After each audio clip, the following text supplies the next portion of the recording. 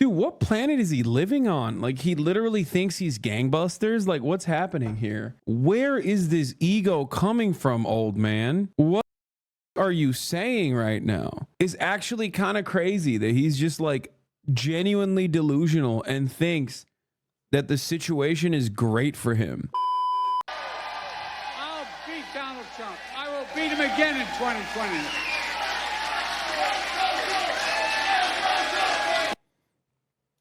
Let me run that back. Uh-oh. I'll beat Donald Trump. I will beat him again in 2020.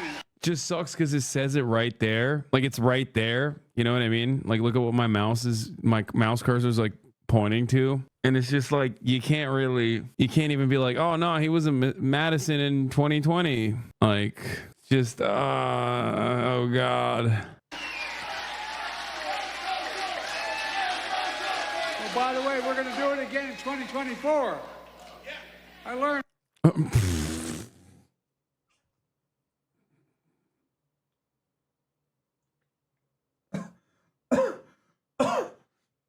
Safe.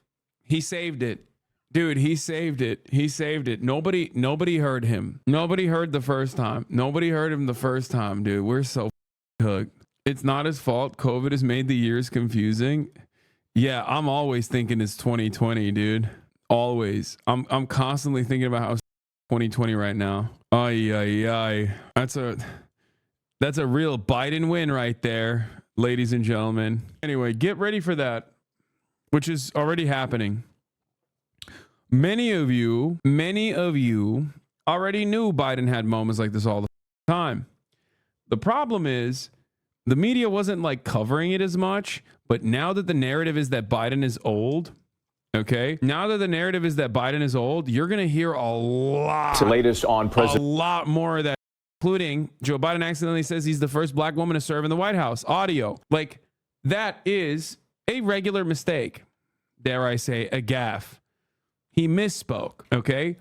But the problem is, while you would normally overlook such a thing for anyone else, okay, because we listened to this yesterday, while you would normally overlook this as like a one-off, who cares, or a two-off, a three-off, when it becomes a 10,000 off over the course of like the past, decade at this point, almost decade, and it reaches a tipping point where the media starts paying attention to it and the narrative sets in, it's over. Every single outlet is going to be endlessly covering this until Joe Biden drops out. Every single outlet, because he's going to keep having moments like this.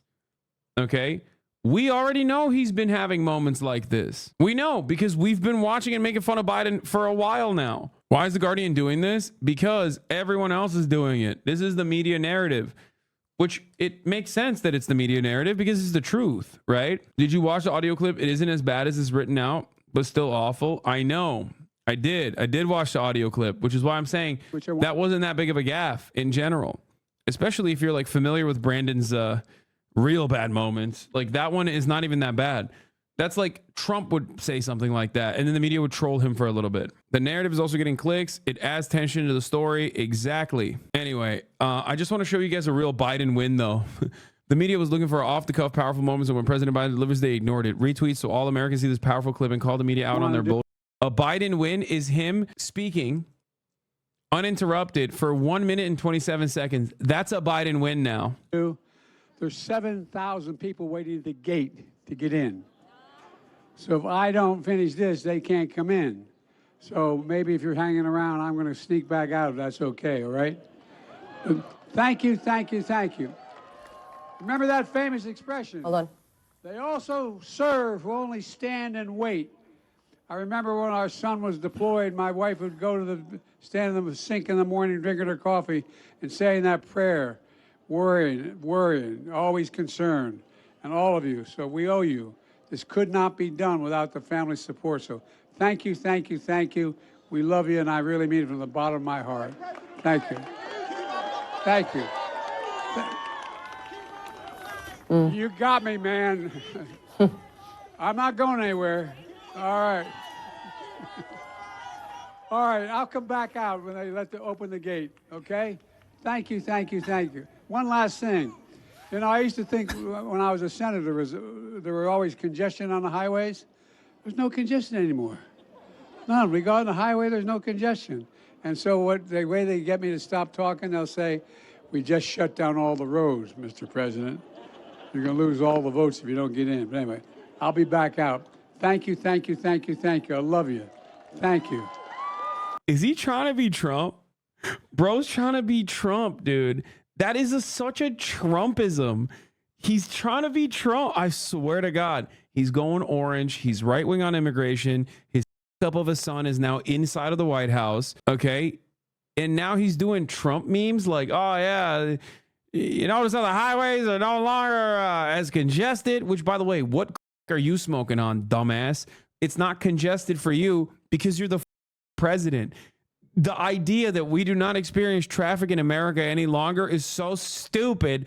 I'm losing my mind. Does he think that like there's no more traffic? That was the bit, Hassan. I think he was trying to make a joke. Chat, stop coping and saying that it's not that bad. No, that's not the joke, man. That's not the joke. The joke is the highways are only congested when he's blocking traffic. That joke only works if highways are not actually congested. You're a chatter now, the master becomes the student. Anyway, it's also a really stupid joke. I know it's the motorcade. Oh my God. I get what he's trying to say, chat. Okay. I'm gonna run it back. You got me, man.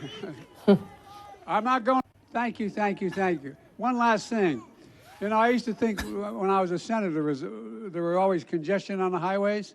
There's no congestion anymore. None. We go on the highway, there's no congestion.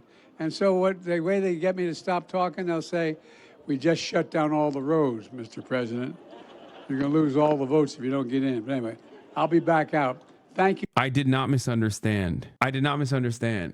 I think the joke only works if the premise is that like we have fixed traffic congestion in the highways and they always try to get me to go out quicker because now that highway traffic congestion is fixed, I'm blocking the highways and that's the reason. Nah, bro, the joke misunderstood you. No, I feel like he's saying like highways are no longer as congested as it used to be back in the days. So now the only time when people feel congestion is when I'm blocking the goddamn roads. And that's why I'll lose the election if I keep doing that. That's the joke they were trying to make. Anyway, I just got effed. This is so stupid. I can't believe we're covering this part. Anyway, the whole point is whether that joke lands or not, that's not a Biden win. The reason why I clicked on that to show you was because that's how far we've got. That's how far we've fallen. Okay. Here in the United States of America, we have fallen so far. We have fallen off so poorly, so abysmally that like the Biden wins account is posting a 1 minute and 27-second sequence of Biden talking without a teleprompter as a W. Okay. Senator Mark Warner is attempting to assemble a group of Democratic senators to ask Joe Biden to exit the presidential race, according to two people with direct knowledge of his effort. Warner is telling Democratic senators that Biden can no longer remain in the election in the wake of his faltering debate performance, according to the people familiar with private conversations who spoke on the condition of anonymity to speak freely. Though no sitting Democratic senator has publicly called for Biden to step aside, they're privately sharing mounting concerns with each other over the past week as they fight an already uphill battle to maintain Senate majority. Biden fighting to save his candidacy as he prepares to sit down in just hours with our George Stephanopoulos for his first television interview since that poor debate performance. Our senior White House correspondent Selena Wang has the latest. Selena, good morning. Hey, good morning, Whit. All eyes are on the president today, and I'm told that donors and allies are closely watching that interview with George as they decide whether to keep on supporting the president or not. Overnight, the president and first lady hosting a July 4th celebration at the White House. The president reading remarks off a teleprompter, hitting central themes of his campaign and trying to quell panic within his own party 1 week after his disastrous debate. We have to look at ourselves and ask the question, will we stand for freedom again? We stand for democracy. We stand together as Americans. I believe we will and we can. Telling the cheering crowd he's not leaving the race. I'm not going anywhere. All right. But the president at times stumbling through his cleanup effort, like this radio interview in Philadelphia on Thursday. By the way, I'm proud to be, as I said, the first vice president, first black woman to serve with a black president. I'm proud of the first black woman in the Supreme Court. There's just so much that we can do because together there's nothing. Look, this is the United States of America. Yes, sir. And those concerns within the Democratic Party are growing. It wasn't just one bad night. It was a bad night that may have locked in a really unfortunate narrative about President Biden's age and fitness. Congressman Jared Golden questioning Biden's chances in an interview with a local Maine station. I think if Joe Biden chooses to run, he's going to lose. And now a third Democratic lawmaker, Congressman Seth Moulton of Massachusetts, urging Biden to step aside to let new leaders rise up and run against Donald Trump. Concern over the president's fitness for office reaching a fever pitch. Sources now tell ABC News that during a meeting with Democratic governors at the White House earlier this week, the president said he needs to get more sleep and work fewer hours, even suggesting he should end events at 8 p.m. It wasn't a literal 8 o'clock. I will be doing things differently. It was more figurative. But California Governor Gavin Newsom, while campaigning for Biden in battleground Michigan, defending the president, describing his stamina during their joint event in Los Angeles right after Biden returned from his European tour last. Gavin Newsom is such a shark. He's literally going to pivotal battleground states right now to campaign for Biden. Really? Oh, I'm just campaigning for Biden. That's why I'm doing FaceTime in Michigan. Don't look into this. Look no further. Okay? Please cease your inquiries. Please stop asking me if I'm going to run in his place. Don't do it. Yeah. Did you get my winning smile? Yeah. Many people are saying it's quite presidential, this smile. Whatever. Stop it. Stop it. I'm doing this for Biden. He barely slept. I was exhausted and got back in the hotel room and collapsed. So he did that with a smile on his face. This is a make or break it moment for President Biden and Donald Trump. He's trying to take advantage of this chaos. He's calling for another debate anytime, anywhere. But guys, of course, they've already committed to a debate in September on ABC News. Whit. All right, Selena Wang, thank you. Bro, Big Gav is treating the presidential candidacy like it's his best friend's wife. And by that, I mean he's going to. Okay? Big Gav wants it. Big Gav's going to have it. This is how he rizzes up all of his friends' wives. Now you probably heard we had a little debate last week. Can't say it was my best performance. We love it, John. But ever since then, there's been a lot of speculation. What's Joe going to do? Is he going to stay in the race? Is he going to drop out? What's he going to do? Well, here's my answer. I am running and going to win again.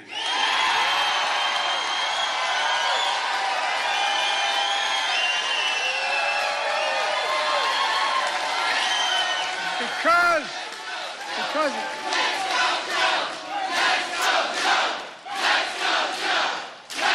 to go. Folks, I'm the sitting president of the United States of America in no small part because of you. Not a joke. In 2020, you came through for me. I'm the nominee of the Democratic Party. I'm the nominee of this party because millions of Democrats like you just voted for me in primaries all across America. You voted for me to be your nominee. No one else. You, the voters did that. And despite that some folks don't. Does he think there was a contested primary? Bro ran against absolutely nobody. Okay? He ran against non-committed as a voting campaign. What are we doing right now? What are we talking about? Man, he handily defeated non-committed. Guys, please stop mentioning Jank. I'm sorry. Okay? We're having a serious conversation about politics here. Like, I love my uncle. You know, I'm going to vote for him. I'm going to do a write-in candidacy for Jank. Obviously, as you guys know, I am his political advisor. But, like, come on. Okay, what's next? Are you going to say he ran against Dean Phillips? What are you talking about? He destroyed Dean Phillips. Like, they very specifically kept out every viable Democrat from the primaries, okay, in order not to make Joe look bad in comparison. Don't seem to care who you voted for. Well, guess what? They're trying to push me out of the race. No! Well, let me say this as clearly as I can. I'm staying in the race. I'll beat Donald Trump. I will beat him again in 2020. Well, by the way, we're going to do it again in 2024. I learned long ago, when you get knocked down, you get back up. Okay, dude. And I'm not letting one 90-minute debate wipe out 3.5 years of work. As the governor said, I've led this nation from the depths of pandemic to the strongest economy in the world, and that's literally true. And I and you are not finished yet. I also think, like, when you get knocked down, you get up again is so stupid because, like, who knocked him down, brother? Like, it's not like that is such a bad way to frame this, because it's like either you're saying that Donald Trump knocked you, which he didn't even do, right? And you're just like giving him a dub for no reason, or you're coming to the recognition that like you knocked yourself down because your brain is bad. Like, you didn't get knocked down, you tripped and you fell in the bathtub. Okay. And now you can't get up, and Life Alert is not picking up. I hate that this, like, oh, when you get knocked down, it's like, dude, you did this. You did this. You're not pissing the night away. You're not. Now, you probably also noticed a lot of discussion about. Someone in the chat said he's shadow boxing and got knocked out. Yeah, he's like Baki. He's like Baki when Baki fights like invisible demons in his mind in order to prepare for his upcoming fight, and then he gets his ass beat. Like, that's what he's doing. Oh my God. About my age. I know I look 40. I keep seeing all those stories about I'm being too old. Let me say something. I was too old. I wasn't too old to create over 15 million new jobs. To make sure. Okay, I'm almost convinced that his staffers are putting those guys in the crowd now. 21 million Americans are insured under the Affordable Care Act. To beat Big Pharma, the first one to ever do that, and lower the cost of insulin to $35 procedure.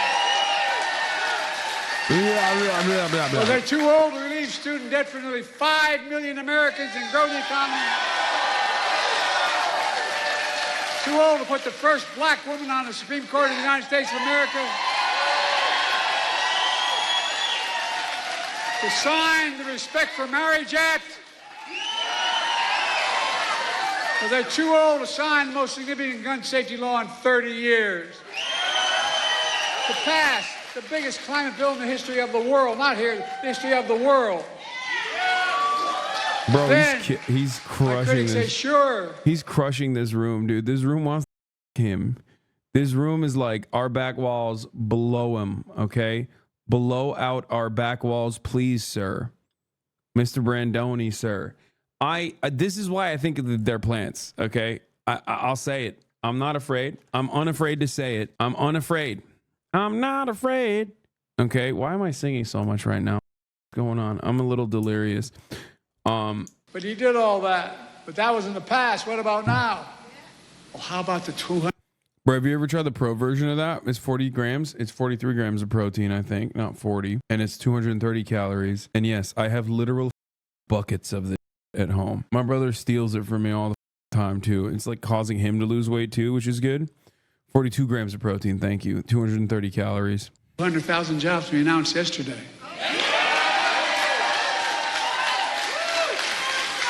So let me ask you, what do you think? You think I'm too old to restore Roe v. Wade, the law of the land? You think I'm too old to ban assault weapons again? To protect Social Security and Medicare? To get child care, elder care for working families who need the nation? To make billionaires finally start to pay something beyond 8.2% of the tax rate? Let me ask you, you think I'm too old to beat Donald Trump? I can hardly wait. Anyway. As of today, we are 4 months out from Election Day. I think it's pretty crazy that like they're hyping up this ABC interview. Like they're going nutty over this ABC interview. It's like, what difference does it make? It's literally a one-to-one interview. He's done those before. He can, you know, squeeze out, especially when the interview is done in the morning, or at least before 4 p.m. when he starts sundowning. He can basically squeeze out. I just squeezed out a burp. He can squeeze out a goddamn interview. Like, it's not that big of a deal. I don't understand. If you want protein, why don't you just eat protein powder? Brother, why would I just eat protein powder when the macros in this thing is literally identical to protein powder and it tastes infinitely better? Anyway, why was he able to yell like that at the convention, but during the debate I could barely understand what's coming out of his mouth? It's time difference. Just 2 months from the first vote by mail ballots going out. The question is, will Joe Biden be on those ballots? By the end of the weekend, we could have an answer. As we speak, President Biden is on his... Dude, why is the media saying like by the end of this week we could have the answer, as in like this ABC interview is going to make it or break it? He already had his make it or break it moment and he broke it. We were all there. We watched it. That's the reason why this coverage is happening. It's broke, bro. It's broke. You played a role in breaking it too. It's not like white old man gets so many second chances. No shot. To be fair, I think they said the interview would be unedited. Then film it live. Like what? Film it and release it live. What are we talking about, dude? Oh, it won't be edited. Okay, sure, dude. Yeah. I already told you what Biden is doing. Senior administration official confirmed on call with reporters about Biden's solo press conference will take place next Thursday afternoon. Yeah, he's running the clock. They literally are just going, oh yeah, I'll do another thing that you guys want me to do. Okay, I'll do a press conference in front of a contentious media next Thursday. And the reason why he's doing that is because every week that passes makes it all that more, all the more less likely for him to be off the ballot. Okay, he is trying to crawl not towards the finish line being November 5th. He's trying to crawl to the convention, which is so gross. Once people recognize that reality, I suspect they'll be a little bit more angry. I don't think people have noticed that yet. I've been saying this now since the debate. He is literally trying to desperately get to the convention so it becomes a matter of like, it's not even a question at that point. Because every day that passes by where Joe Biden is still the nominee and doesn't drop out makes it all the less likely that someone else will replace him. If he actually wanted to genuinely address these conspiracies and basically disparage them as nothing but rumors, he would be doing a press conference the next morning and being like, yeah, you guys are crazy. I mean, yeah, I had a bad debate. It's whatever. It happens. Here I am. Go ahead. Ask me questions. And then he would do more appearances immediately after. Biden asked about Senator Mark Warner, wanted him to step aside. President Biden responded, he's the only one. No, he's not the only one.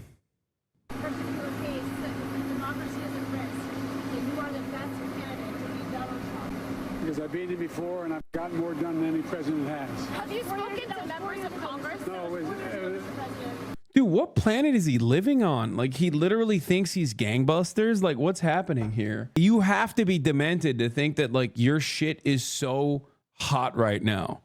Like, oh, I got a lot more done than any other president. It's like, where is this ego coming from, old man? What are you saying right now? Is he on the Hunter Biden crack or what? It's actually kind of crazy that he's just, like, genuinely delusional and thinks that the situation is great for him. I did so much. You cast me aside in 2020. You wrote me off on 2022. It's like you weren't on the ballot in 2022. What are you talking about? 2022 ostensibly was the anti super far right reactionary the reactionary response. It was the response to Roe v. Wade. You were nowhere near that ticket. If you were near that ticket, you would have gotten cooked anyway. Oh, and in 2020, COVID carried your ass, dude. The president got COVID, like so close to the goddamn election. I don't know why people refuse to recognize how important that is. Okay, but how should he be acting? I understand what you mean, but it's not like he should be publicly crying. He should be dropping out, dude. What are you talking about? He shouldn't be like being, He shouldn't be operating like this fake, phony, tough guy act. He should be dropping out. That's how he should be acting. He should go up to the first microphone he sees and says, I am no longer running for president, and I will not accept the nomination, even if the party elects me or appoints me as the presidential candidate. The LBJ method. Okay? That's what he should be doing. You've been wrong about everything so far. You were wrong about 2020. You were wrong about 2022. We were going to get wiped out. Remember the red wave? You were wrong about 2023. And you said all the tough races, we won them all but 2. So, look, we'll see. Have you spoken? How can you pursue your case? Voters have to vote like democracy depends on it, but politicians don't have to politic like democracy depends on it. Yeah. Also, the media wasn't anti-Biden in 2020. What the are we talking about? They literally were super pro-Biden. The media hated Donald Trump, only to look back fondly at Donald Trump because their ratings were so much better. And before people say, Hasan, you're the media, your ratings are worse now. Remember, my ratings were awesome for the first 3 years, 4 years almost. My ratings have been shitty since October 7. That's a matter of my own personal convictions and my own personal principles.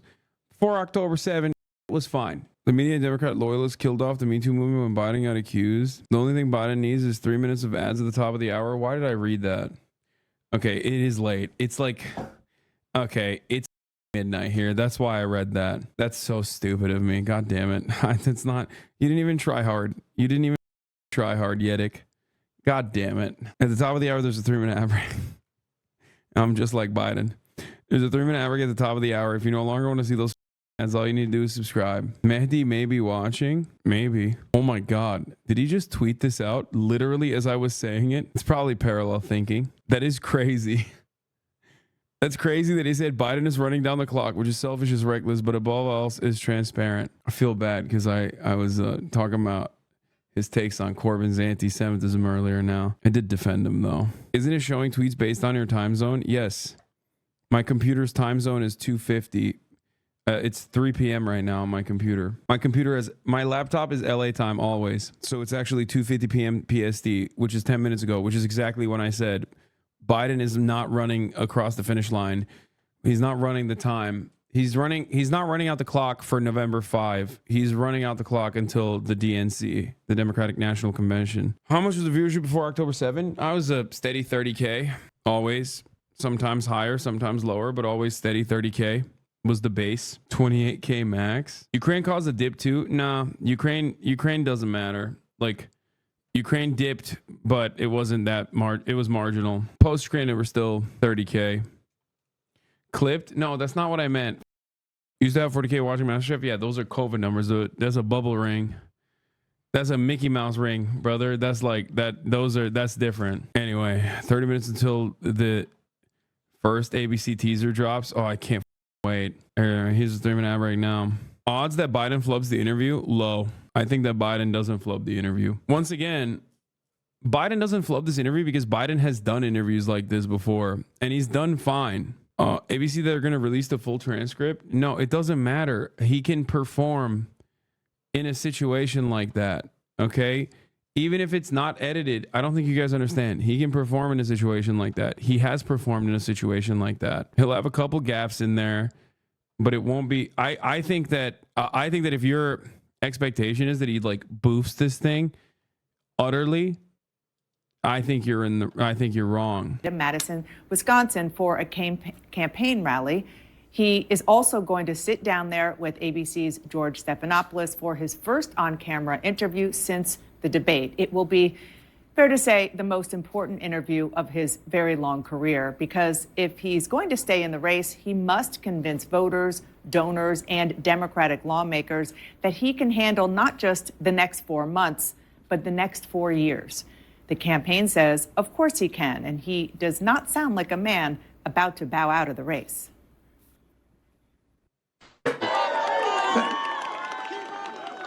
You got me, man. I'm not going anywhere. I'm not going anywhere. CNN's Priscilla Alvarez joins us now live from the White House. Priscilla. I bet you Biden crashes and burns in this interview. I don't think so. Like, I'm telling you right now, I think he does like fine in this interview. He has like a couple moments. Media will still hyper focus on those moments and it'll be reflected as like an L. But overall, the media interview that he's conducting with ABC is not for you. You already know he sucks. You already know he's demented. The media interview that he's going to conduct is for the donors, the most important, if not the only important group. And if he actually manages this media interview, above average performance, he doesn't have to go gangbusters.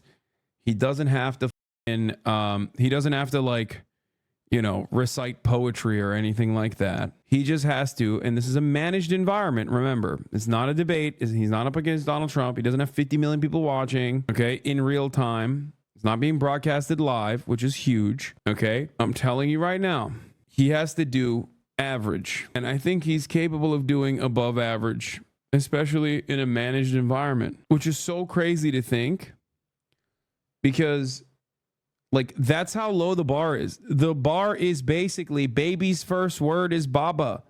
Okay? That's where the bar is. That's crazy. That in and of itself is an immediate cause for concern. That itself means like it's over. The race is done. Okay, we're cooked. What are you hearing? Well, Dana, in some ways, this is the cleanup tour really starting in earnest with the president going to Wisconsin today to talk to voters and also participating in that prime time interview. Campaign officials that I have been talking to say, look, we acknowledge this is a high stakes moment for the president, but they're also aware that the president is sometimes prone to those verbal missteps. And so this isn't just about the substance of what the president says during this interview, but also how he delivers it. And then, of course, the president will go to Pennsylvania on Sunday. Now, we are now learning from the campaign that his original event in Pennsylvania to speak with the National Education Association will not occur because of an employee strike. And the campaign says he will not cross the picket line, but he will still have stops in that battleground state. But look, all of this is to say that over the last week, a very challenging week for the Biden campaign, allies have repeatedly said they want to see more candid moments from the president, more unscripted moments, and they're hoping that that is what he can display over the next few days. So this July campaign memo that was released today, in some ways, is them saying, we hear you. In addition to all of these stops, the president also expected to go to Nevada in mid-July to attend 2 conferences where he'll speak directly to Black and Latino voters. It also includes a $50 million paid blitz. So the campaign is certainly trying to build up momentum, especially as they face pressing questions about the president and whether he is the most viable candidate going up against former President Donald Trump in this very heated election season. I will note, because you played the soundbite there earlier of the president at the barbecue just yesterday here at the White House, that while the president observed the fireworks from the White House balcony, he was joined by Vice President Kamala Harris. She has not been there before for that presentation. In the past, she often engages in other July 4th firework engagements. So this was an opportunity to show unity at a time when they are both coming under increased scrutiny. Let's discuss with White House reporter for Politico, Eli Stokols. Eli, great to see you. This speech in Milwaukee, this primetime interview, if they go well, will it be enough to unravel this narrative surrounding the president's age and mental acuity? It's a great question, Boris. That's really the question. I'm not sure they will be. I think people inside the president's inner circle, they've listened, they've heard that there are things that he needs to do to reassure people, and they are trying to do that. A sit-down interview, travel, more unscripted moments. But, you know, at the same time, there is a palpable sense that none of it is really going to offset what the country saw on the debate stage last week. Yeah, it's like this, okay? Or let's say you write a story and you get something wrong. The number of people see you get something wrong is going to be significantly higher than the number of people that see the correction. Okay? You can try to course correct after, but once 50 million live televised viewers watch you stumble around, and then the subsequent media coverage for the next week and a half is about how old you are and how you should just die, it's done. That's the only thing coming out right now. This has been a rather uneventful election cycle, okay? An incredibly uneventful election cycle. And I told you, I told you that this is the most boring, most predictable election cycle thus far. But, and I told you this time and time again, it has the capacity to be the most eventful election cycle of our lifetime. And that is currently panning out, currently happening. I thought maybe, there could be a medical emergency that would make this very interesting. It turns out it is kind of a medical emergency, but it's not like a one-off. It's more of a slow burn. Far lefties in shambles. Far lefties in shambles. Do you think that far lefties love Joe Biden? What do you think a far lefty is? You think communists care about Joseph Robinette Brandon? Explain to me your political positions right now. I need to investigate further because this is fun. Do not scare this one. Chat, this is a good one. I like this one. Come on, man. Fuck.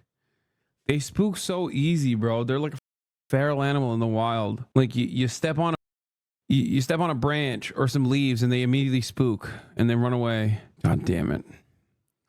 It up. I did it. I spooked him. And that the president really took his big liability and made it even bigger, adding to concerns about his age and apparent frailty, and really imperiling his reelection bid. I mean, his campaign is teetering on a razor's edge right now. And even if he gives a decent interview, shows some pep, some vigor, some commitment, there are already, as Isaac spoke to a little while ago, a lot of talks in Democratic circles about what Plan B is going to look like. There are a lot of members on Capitol Hill, dozens in fact, who are already privately of the mind that the Democratic Party needs a new presidential nominee. They haven't said that. Most of them have held back those comments publicly. But that is the conversation behind the scenes inside the White House, inside the campaign. There are some aides who, despite putting their head down, trying to do the work, expressing sort of a determination and resolve to go forward. There are a lot of aides who understand that this may not be fixable. And so, yes. Biden announced the age Robin. Brother, he's been saying that every day, by the way. This isn't new. Like, trust me. He has not stopped saying this. He says it every day. At this point, I don't think people care about him saying he ain't dropping. All eyes are going to be on what the president says today in Wisconsin and in this interview, how he looks, how he sounds. But it may not. I think it's kind of funny. They're like, oh, dude, I ain't dropping. And people are just kind of like, okay, Joe. Because they're just like, because the reason why people want him to drop also kind of renders him and his statements kind of silly and useless. You know what I mean? Because people want him to drop because they think like he's old and demented. So when the old demented guy says, I ain't dropping, people are like, okay, old man, come on. Let's get you to bed, Grandpa. Come on, Grandpa. Not be enough to allay the anxieties that a lot of people have across the party, that the president's biggest liability is just not something that can be fixed. And politically speaking, that it may already be fatal. Joining us now is Larry Sabato from the University of Virginia Center for Politics. Larry, always good to have you on. You sit down with a lot of voters through the years, and this chat right now, my last strong Biden take is that a lot of people have never seen a sports team that was very obviously about to fire their coach, and it shows. Not saying he's 1,000% to go, but like tweeted platitudes from the governors about how he's the nominee and we need to beat Trump doesn't mean Biden will stay in. Let's not be naive. That's a great take. Biden says governors didn't say shit to his face after MA Gov now asked him to reconsider. You guys saw the governors, every one of them in that room. All those governors said stay in the race. When reminded, the governor from Massachusetts has said since he should reconsider, he said, Maura Healey didn't say anything when I was in the room, okay? They ain't say shit in my face, Jack. It's so funny that like he's no longer fighting the Republicans. He's now fighting the Democrats. Okay? Which is not a good position to be in when you're supposed to be tapping into every part of your party. Yeah, they probably didn't say it to your face because they didn't want you to die on the spot. Say it to my face. See what happens. Say it to my face, Jack. See what I'll do to you. Also, Hakeem Jeffries on the move. News, Rebecca Kaplan. Representative Hakeem Jeffries, leader of the House Democrats, is convening a virtual meeting with his committee ranking members at 2 p.m. Sunday, 3 sources tell NBC News.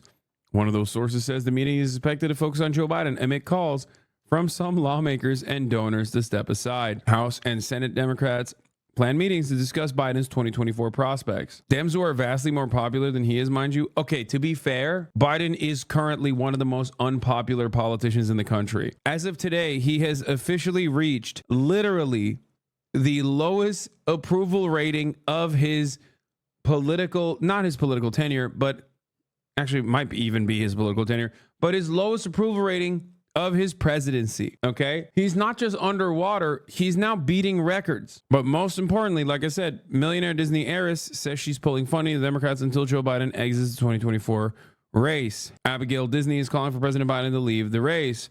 But that's not the only person. The Netflix guy also is demanding he drop out. Brad Sherman suggesting delegate mutiny against Biden. Congressman Brad Sherman countered popular belief. Rules of the Democratic Party do not require that the pledged delegates vote for Biden at the convention.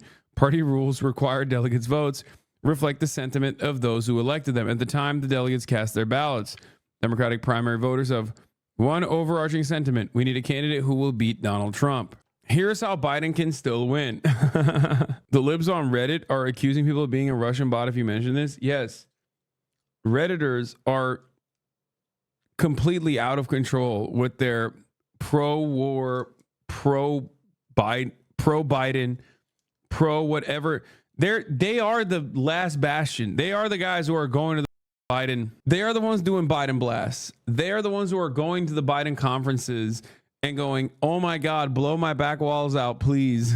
They're crazy. They're pro-Israel. They're pro-Biden. They just take all the worst positions. I don't know what else to say about it. Libs on Reddit have lost their minds. They genuinely are saying shit like Republicans are making leftists hate Biden. It's crazy.